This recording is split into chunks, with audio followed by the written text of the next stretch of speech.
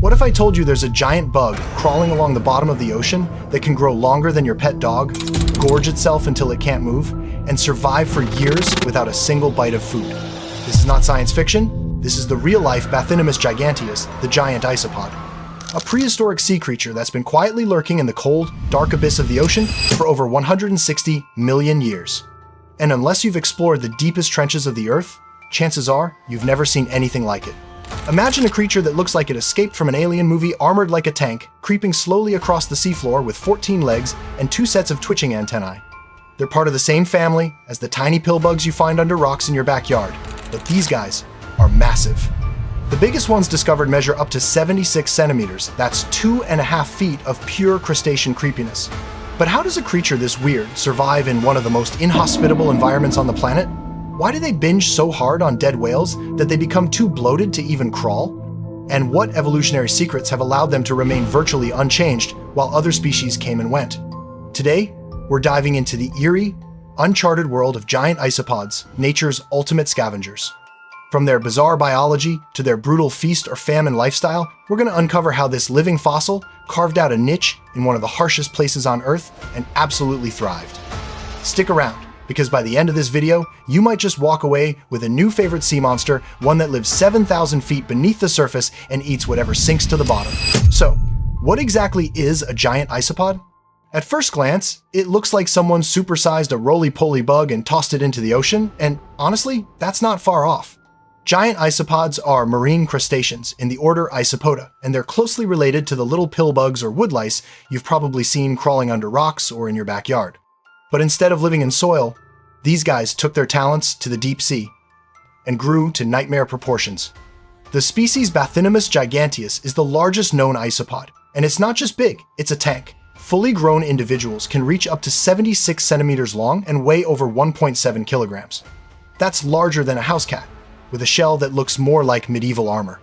They've got a thick, segmented exoskeleton that provides serious protection, especially in a part of the ocean where there's nowhere to hide. Their color ranges from pale pink to purplish brown, helping them blend into the faint hues of the deep sea floor. Their body is made up of 3 main parts: the head, thorax, and abdomen. But what really stands out are the 14 legs, 2 pairs of antennae, and those massive, bulging compound eyes. Each eye contains over 4,000 individual facets, like natural night vision goggles, giving them an incredible ability to detect the smallest traces of light in pitch black water.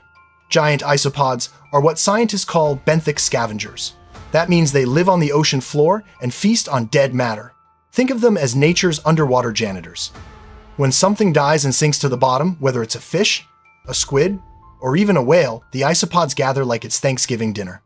They don't chase prey. They don't fight. They wait. And when food arrives, they pounce, tearing into it with their powerful jaws and storing energy for the long, hungry months ahead.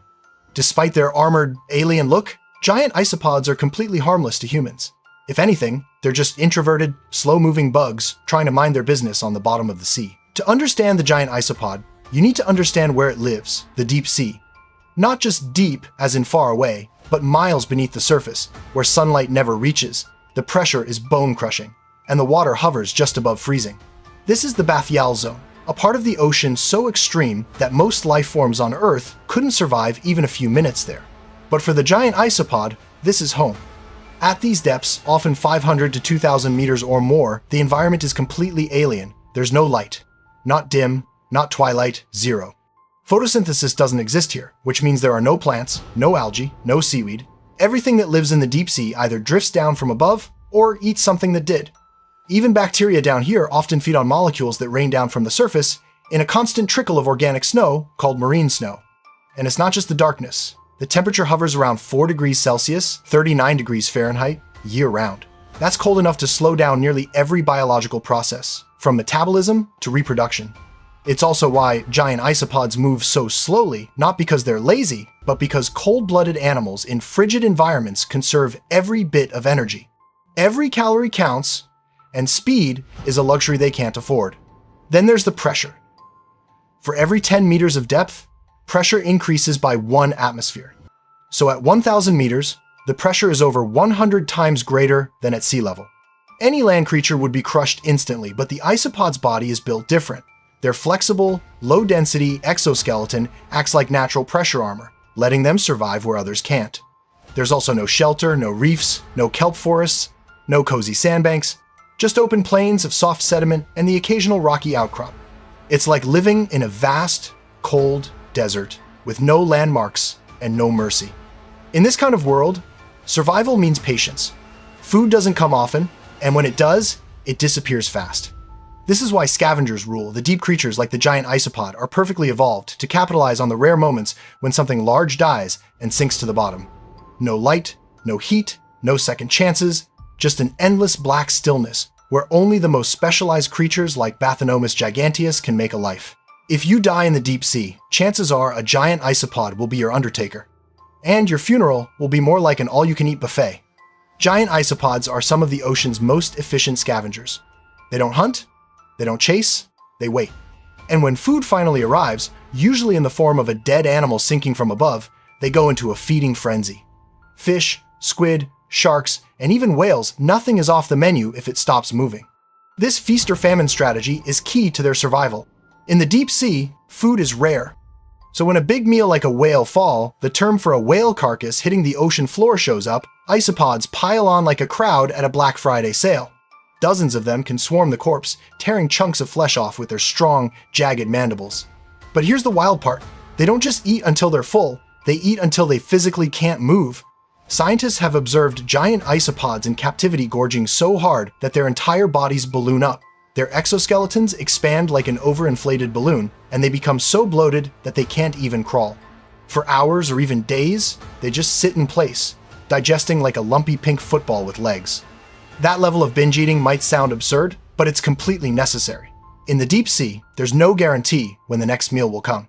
It could be weeks, it could be years. So the isopod's metabolism is designed to process huge meals and then go into extreme energy conservation mode, storing fat, slowing down, and waiting in silence. Their digestive system is also specialized for this scavenger role. They can break down rotting flesh, handle tough skin, and even extract nutrients from decaying bones. It's like evolution designed them to be the ultimate underwater cleanup crew built for durability, not delicacy. They're also surprisingly efficient. A single whale fall can feed an entire population of isopods for months. Some may stay behind for weeks, devouring whatever's left while others move on. Unlike predators that rely on speed and strength, isopods dominate by endurance, patience, and timing. Their job is to show up late, clean the plate, and vanish into the dark.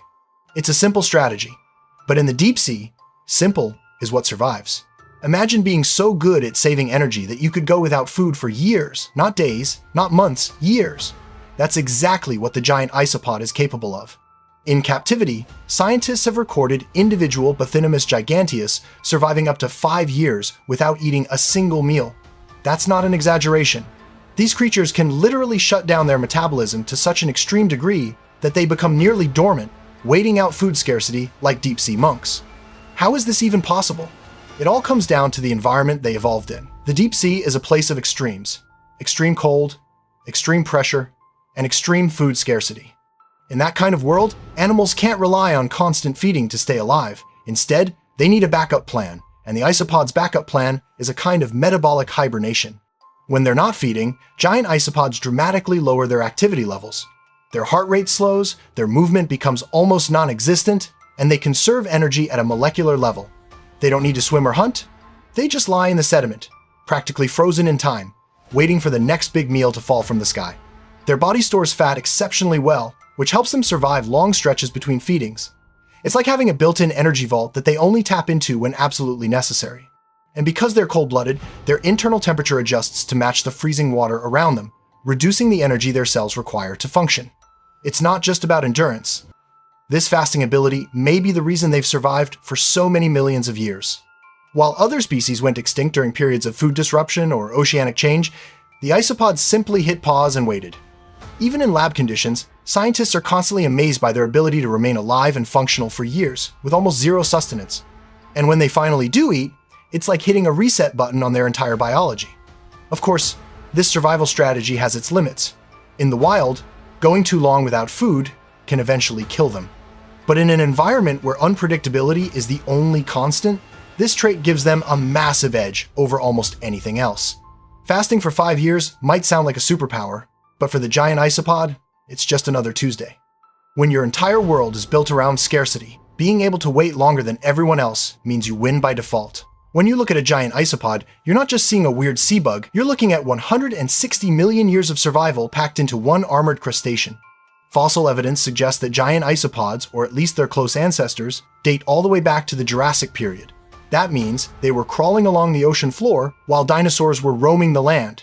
They've lived through mass extinctions, continental shifts, ocean acidification, ice ages, and the rise and fall of empires, and yet, here they are. So how did they do it?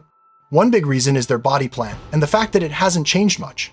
In evolutionary biology, there's a concept known as evolutionary stasis, which refers to a species remaining relatively unchanged over millions of years. If your design works perfectly for your environment, evolution doesn't need to fix what isn't broken, and the isopod is the definition of, if it ain't broke, don't fix it. Their flat, segmented exoskeleton helps them burrow into soft sediment and remain hidden from predators.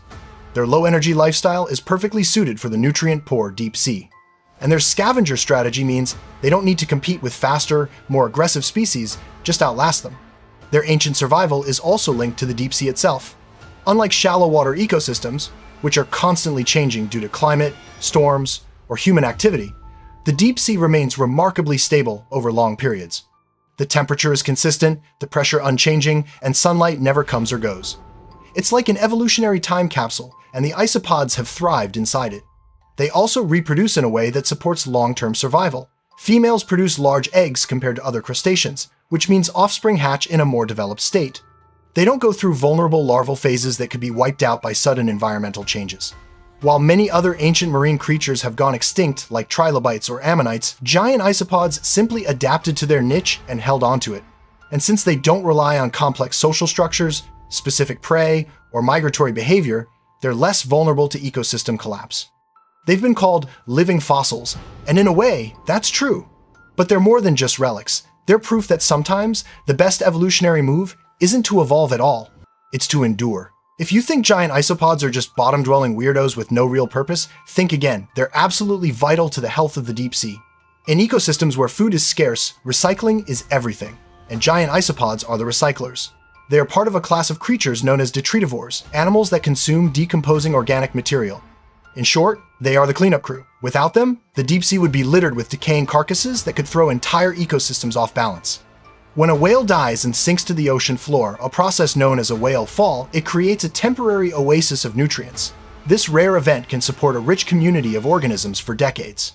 But the first ones on the scene? Usually scavengers like giant isopods. They help kickstart the decomposition process by tearing into the flesh, exposing bone, and allowing bacteria and other organisms to continue breaking the body down. This scavenging process serves more than just one function. By consuming dead matter, isopods prevent the buildup of decaying material that could lead to toxic conditions. In a space as closed and delicate as the deep sea, balance is critical. Every role matters, and theirs is one of the most important. They also serve as prey for larger deep sea predators.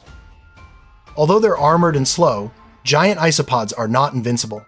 Fish like deep sea eelpouts or larger crustaceans will target them when given the chance. So while they are elite scavengers, they are still part of the food web and help transfer energy upward in the chain. On top of that, their burrowing behavior helps aerate the seabed, kind of like underwater tilling. This turns over sediment, introduces oxygen into deeper layers, and supports microbial life. In an environment where oxygen is limited and nutrients are slow-moving, this small action creates ripple effects that benefit many other species. They also help stabilize the ecosystem during long periods without major food falls. By efficiently consuming what little food does arrive, they reduce waste and sustain the microbial communities that keep nutrient cycles going. Despite looking like relics of the past, giant isopods are essential players in their environment. They are proof that you don't need to be flashy, fast, or ferocious to be critical. Sometimes, all it takes is patience, a good sense of smell, and a bottomless stomach. You might be wondering if these creatures are so durable, could a giant isopod actually survive near the surface? Or even near humans? Well, not really. Giant isopods are deep-sea specialists. Everything about their biology is fine-tuned for life in cold, dark, high-pressure environments. The moment you remove them from that zone, their bodies start to break down. That means you won't find one crawling around your beach anytime soon, and that's probably for the best. In controlled settings like aquariums, they can survive at shallower depths for a limited time, but only with carefully managed conditions. The temperature needs to stay low, the water needs to be oxygen-rich, and the lighting must be minimal. Even then, they tend to hide, stay motionless, and avoid interaction. But here's the surprising part. Despite how alien they look, they're not aggressive. In aquariums where they've been kept for study, they mostly mind their own business.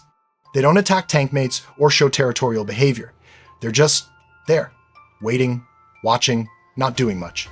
A giant isopod is essentially the deep sea's version of an introvert with armor. That said, their inability to adapt to shallow waters isn't a flaw, it's a feature. They evolved for a very specific niche, and they've mastered it. Trying to live near humans, where temperatures fluctuate, oxygen is lower, and predators are everywhere, would be evolutionary suicide. Could we ever see giant isopods in the wild near the surface? Extremely unlikely. Their body would struggle with low pressure and higher heat, and their metabolism would go into overdrive, something they're just not built for. So no, they won't be setting up shop in your neighborhood reef. But thanks to deep sea exploration, ROVs, and deep diving submarines, we can still observe them safely from afar, and frankly, that's close enough. Giant isopods aren't just creepy sea bugs, they're survivors. For over 160 million years, they've endured the harshest environments on Earth, using nothing but patience, armor, and an appetite for the dead. They don't chase, they don't compete, they just outlast. From Jurassic oceans to modern-day whale falls, these deep-sea scavengers have proven that slow and steady truly does win the race. So, if you enjoyed this dive into one of the ocean's strangest and most ancient creatures, hit that like button, subscribe for more deep-sea weirdness, and drop a comment below with your favorite bizarre deep-sea animal.